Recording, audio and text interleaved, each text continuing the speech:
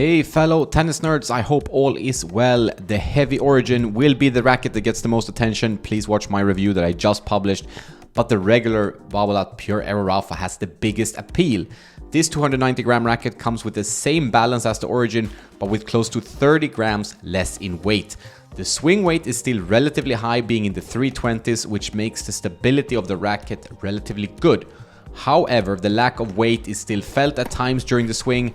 For me, the racket felt a bit too light. This can easily be fixed by adding some weight in the handle or changing the base grip to a leather grip, for example. But first, let's have a look at the specifications. So nothing really strange here in terms of weight, balance, swing weight.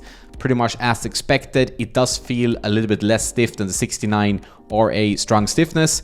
So there is no dampening tech like Cortex Pure Feel, as far as I understand, in the new Pure Aero Raphas, which does not make the racket feel harsh at all.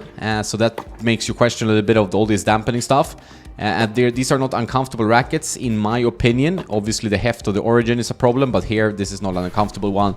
And I strung it with RPM Blast 1.25 gauge at 25 kilos or 55 pounds. Design, I talked about that in the Origin video. It's a kind of a candy floss style design. Deal breaker for some, winner for others. Keen to hear your thoughts in the comments. Playability, this racket has the same string pattern and very similar mold to the 2019 Pure Aero. So if you're a fan of that racket, you will like this one. What this means though is a higher launch angle, meaning a little bit more of an erratic response from the string bed. You will get more free depth. This is not my personal cup of tea, however, and pretty much all the playtesters that try this alongside me prefer the Origin. On the plus side, it's much easier to use and maneuver. On the downside, I struggled a bit to control the ball. If you are a player who naturally hit with a lot of spin, you might not struggle, but if you like to hit flatter, it might be an issue for you.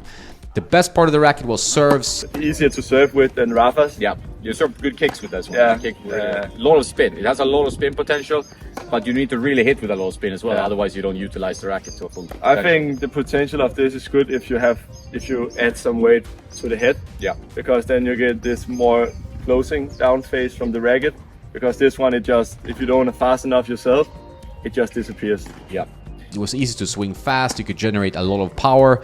Ground strokes provided lots of spin with that open pattern, but a bit too much for my taste. I do like the string pattern on the Origin and the Aero 2023 much more. Volleys were good, easier to maneuver than the Origin, just point and play.